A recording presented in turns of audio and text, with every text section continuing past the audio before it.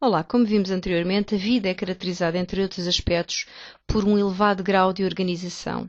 Grau de organização esse que se estende a toda a escala biológica, desde a unidade fundamental célula, os tecidos seus constituintes, órgãos formados pelos tecidos, organismo, comunidades de organismos, ecossistema e biosfera. A um nível inferior à célula, do domínio da química, os constituintes químicos também se organizam de um modo hierárquico, sendo que as células são constituídas por macromoléculas biológicas, que por sua vez são constituídas por moléculas e as moléculas por átomos. Mas não vamos entrar por esse caminho que é estudado na área da química. O que é importante que vocês aqui relembrem é que, associado a cada novo nível de organização biológica, há ou surgem novas propriedades, há algo que designamos por emergência de propriedades biológicas. E aqui está a célula como central. Nesta unidade temática nós vamos estudar a célula. E porquê é que estudamos a célula? Ora bem, porque, como eu já disse há pouco, e espero que vocês vão adquirindo ou aprofundando estes conhecimentos, todos os seres vivos são constituídos por células.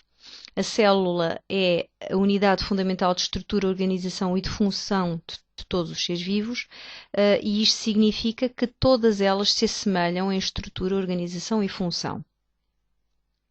Ora, isto significa, por exemplo, que se conhecermos a estrutura, a organização ou o funcionamento básico de uma célula, célula modelo, nós ficamos a conhecer o funcionamento básico de todas as células constituintes dos seres vivos.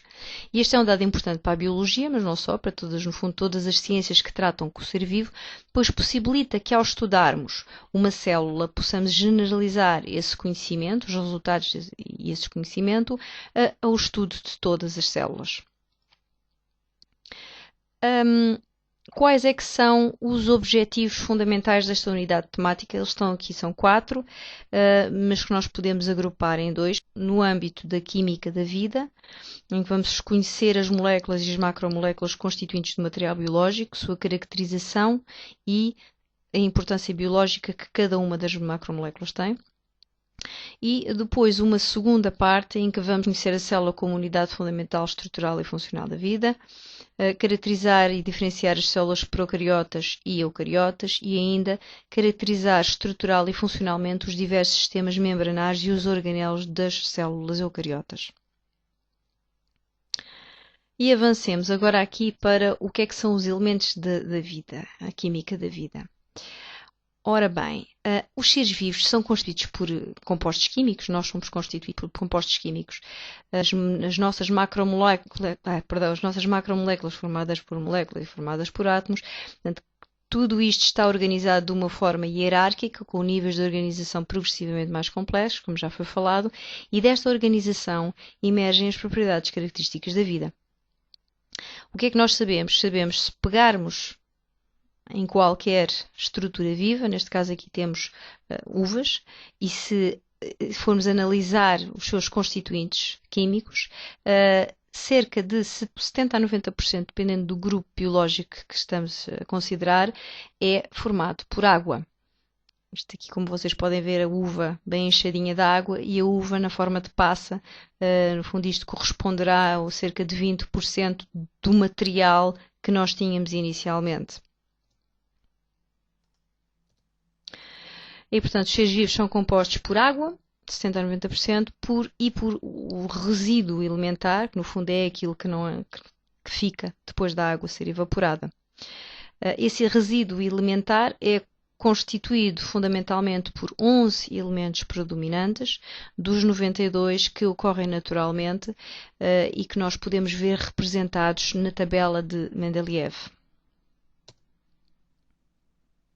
Daqui a pouco. Entretanto, o que é que aqui temos? Isto é só para vocês se recordarem num elemento, por exemplo, este aqui é o carbono.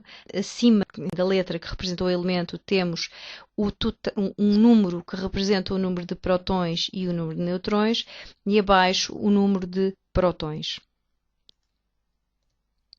E aqui temos nós a nossa tabela periódica dos elementos de Mendeleev, em que os elementos essenciais correspondem a 99% do resíduo seco que eu tinha falado há pouco, que era aquele que ficava entre os 10% e os 30% do material biológico, e os que estão aqui a cinzento claro, que são os elementos vestigiários que correspondem apenas a 0,1% do resíduo seco, realmente uma quantidade muito pequena, o que não quer dizer que não sejam menos importantes, muito pelo contrário.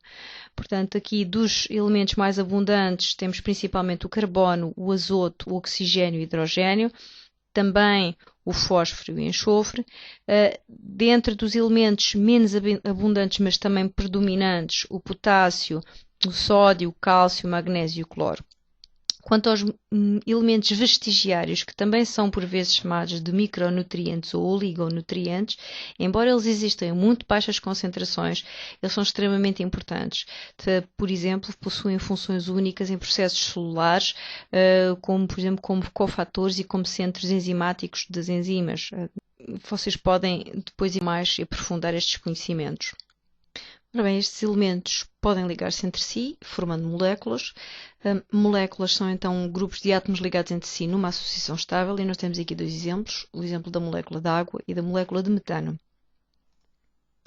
que podem ser representados desta forma, em que estão aqui evidentes as ligações que existem entre os diferentes elementos da molécula, diferentes átomos, neste caso da molécula, ou ainda desta forma, em que se torna evidente o aspecto tridimensional de cada uma das moléculas. No centro aqui, por exemplo, está o carbono, os 4 hidrogénios em volta, e aqui a molécula é uma molécula planar de água. É importante, portanto, estas ligações químicas, e é importante que revejam esta informação quando estudarem a vossa unidade curricular de Química. E é importante que revejam também as definições e os tipos de ligações que existem. Ligações iónicas, formadas como atrações entre íons de carga oposta, como por exemplo no caso da molécula de cloreto de sódio, ou ligações covalentes, bastante fortes, que se formam quando dois átomos partilham um ou mais pares de eletrões de valência e dão origem a moléculas estáveis. Para além disso, existem ainda ligações de hidrogênio, que são ligações dipolo-dipolo.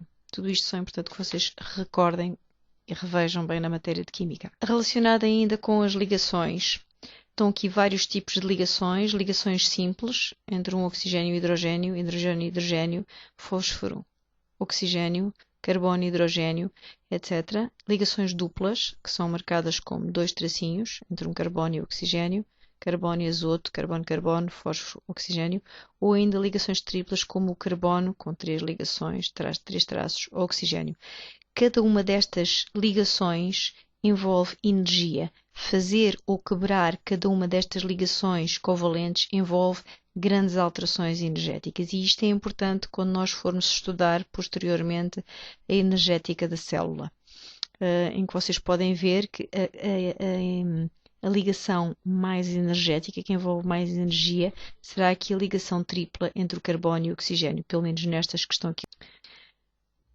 As moléculas podem ainda reagir entre si e formar moléculas mais complexas, por exemplo, é o caso das moléculas biológicas.